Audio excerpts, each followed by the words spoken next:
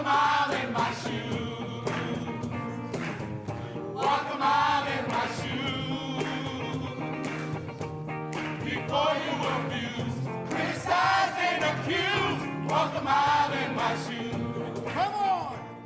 When I saw the opportunity to do this program, I was really fascinated with the idea of using improv to then break down walls that we might have between each other, as well as just have an opportunity to talk to people who are police officers in a social setting.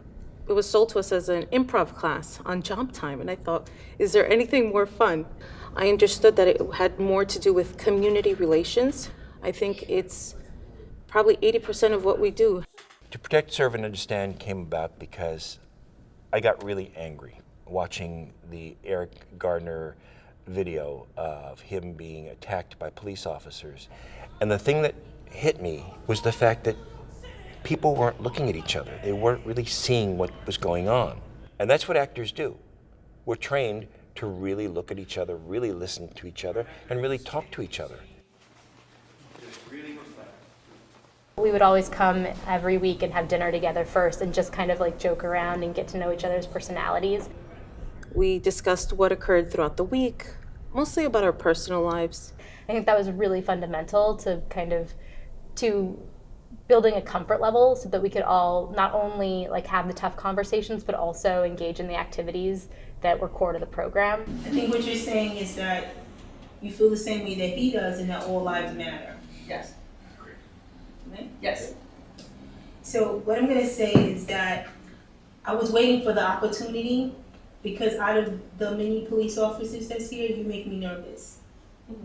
And I'm going to tell you why. Okay. The staff would take turns teaching us something new for the week. Musical exercises, we did introductory improv games, we did sound painting.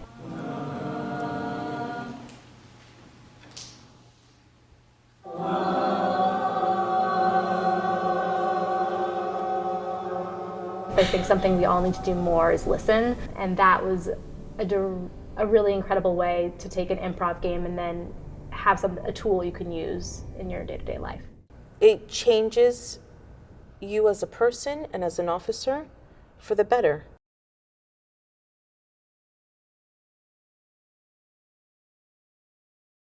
And it was an 18-year-old boy who has an immaculate record. He was fearful for his life. He feared getting shot. And I wondered, why would somebody think that the police would be after him? Why would he have any fear? I had to accept it as fact and get over my personal opinion and just respect that was his truth and try to figure out why. What is it about me that makes you look so special? My biggest fear is that I'm gonna be walking down the street and get shot. It was very eye-opening. Although it's not true to me, it's part of somebody's life. So I have to look at it from a different lens. If you get people together in one room, willing to talk to each other, change can occur. From a very grassroots level, it's person to person. I think this project could scale up to a national level.